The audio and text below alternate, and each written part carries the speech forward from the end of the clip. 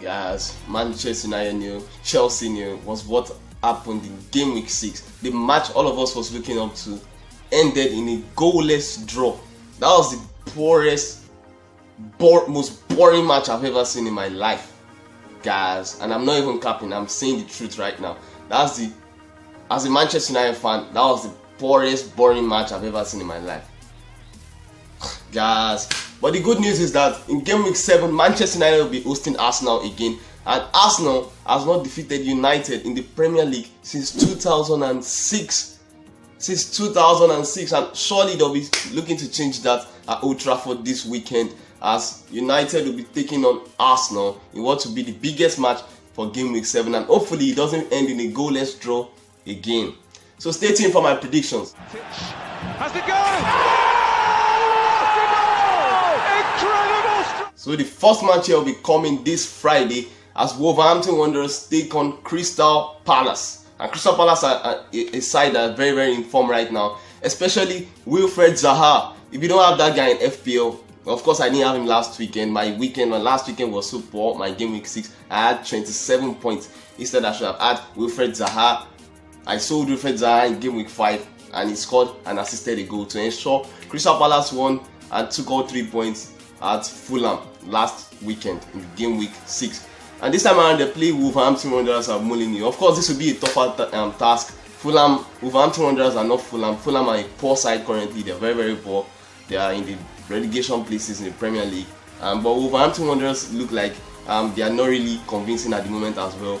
They drew last game week against Newcastle United. It was quite a poor performance because they scored very, very late from Raul Jimenez. They're always depending on Raul Jimenez. He's always the one getting all goals for Wolverhampton Wanderers. Newcastle snatched a late equalizer at the 89th minute. But this time I think it's also going to be a draw here because Crystal Palace are not going to settle for anything less than a draw.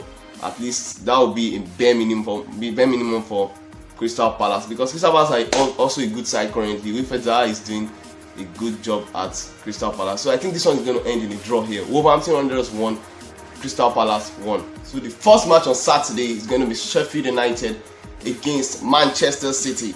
Manchester City, I don't know what to say about Manchester City.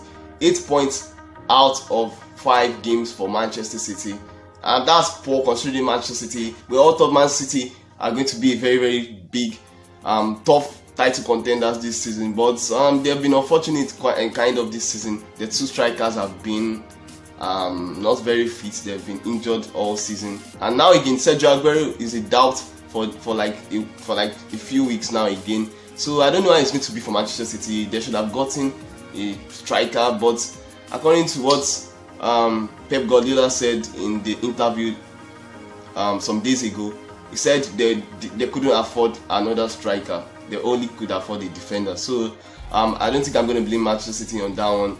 But now they play Sheffield United. I think this one should be a straightforward win for Manchester City. They don't need too much strikers for this match. Sheffield United are very, very poor currently. They are not really convincing. Of course, they put up a show for Liverpool last week. It ended in a 2-1 win for Liverpool, of course. But Sheffield United were actually poor kind of in that match. I think they're going to lose here. Sheffield United 0, Manchester City 2. Chelsea, who have not scored in 2 games now, are the ones that are going to be playing Burnley at Turf Moor in game week 7 here. And this one is going to be a tough one kind of. I think Burnley are going to put up a show for Chelsea here. Chelsea are not too convincing. They are not a good side. They are quite good. They have good players, of course, but I have a problem with Frank Lampard. He's quite not the man that is going to do it for them. He's not the one that is going to take Chelsea to great heights. But I think they are going to win this one here. This one is going to be a very, very tough script win for Chelsea here, just because of the extra quality they have over Burnley. Timo Werner, Kai Havertz, Hakim Ziyech, and other likes of players are going to do the magic for them here. I think it's going to end here as Burnley 1, Chelsea 2.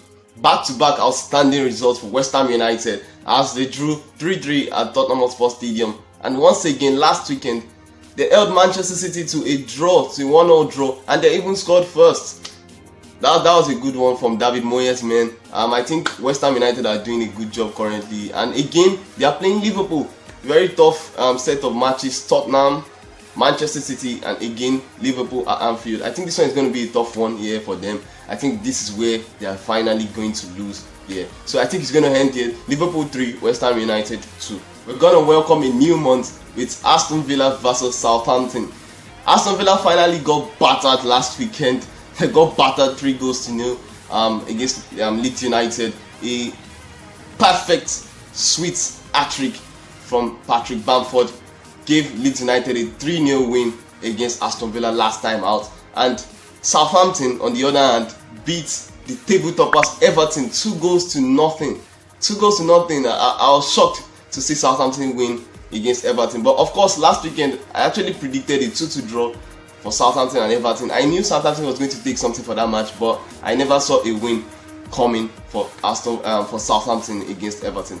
This time around, I think it's going to be a draw here at Villa Park. Aston Villa won, Southampton won. Test of mentality here for Don Carlo and his Everton side that is going to play Newcastle United at the St James's Park. But I think this one, Everton are going to come back to winning ways in this one. Newcastle, they got a draw last time out. They are also a good side. They are playing some good football currently. But I think Everton are going to come back to winning ways here. Newcastle United won, Everton 2. These guys don't just sit to miss someone every weekend. Arsenal, they lost to Leicester City last weekend from a Jamie Vardy late strike. He just came into the match and just a few seconds later, he got his goal. He's always getting a goal against Arsenal. I don't know why Jamie Vardy is always happy when it comes to Arsenal. That's the side he has scored the most against among the big six sides. He has scored against Arsenal more than every other big six side, Jamie Vardy. And I think this one, Arsenal are going to host. Arsenal are going to play against Manchester United here at Old Trafford, and they've not won at Old Trafford since 2006 when Arsene Wenger was still the manager there. And of course, they'll be looking to win this one and come back to winning ways here. And Manchester United, of course, are also looking to come back to winning ways from the draw against Chelsea last time out. 0-0 draw at Old Trafford. This one is going to be a tough one here. Manchester United and Arsenal have always been a tough match, as you guys always know. You guys know there. You've always been watching Manchester United and Arsenal. You've known that it's always a tough match. But this one, I think it's going to be a United win here. I'm not being sentimental here, but I think it's going to be a win for Manchester United here. Manchester United 2, Arsenal 1. Ingrid Son and Harry Kane are currently doing the Ronaldo-Rooney partnership currently in the Premier League. Harry Kane is involved in 13 Premier League goals, 6 goals and 7 assists. 7 assists, the top assist maker in the Premier League after 6 games. Harry Kane top assist in the Premier League, a striker. That guy is the best striker in the Premier League, and I don't care what anybody has to say about that. That's my opinion, and I think Harry Kane is the best striker in the Premier League, involved in 13 goals after 6 games, and that's the highest in Premier League history after 6 games. And this time around, they host Brighton and Hove Albion in the Tottenham Hotspur Stadium, and I think this one is going to be a straightforward win for Tottenham. Yeah, so Tottenham Hotspur 2, Brighton 1. The last 2 matches are going to come on Monday. Fulham hosts West Bromwich Albion, and I think this one is going to be a straightforward win for West Bromwich Albion.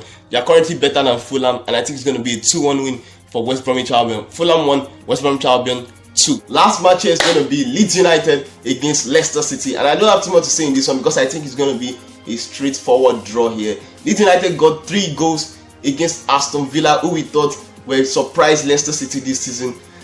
They got 3 goals against them at Villa Park to ensure they took all 3 points, and Leicester also got their first win at the Emirates Stadium over like 30 years now. They've never won in the Emirates Stadium for like 30 to 40 years now, and they got their first win at the Emirates Stadium last time out. A late Jamie Vardy strike ensured they took all 3 points there, and I think this one is going to end in a draw here. Leeds United 2, Leicester City 2. So that's the video for the day, guys. If you're not subscribed yet, please hit the subscribe button. If you're new to this channel, welcome to my channel. Hit the subscribe button, like, comment, subscribe, share the video. That's it for me today. See you next time.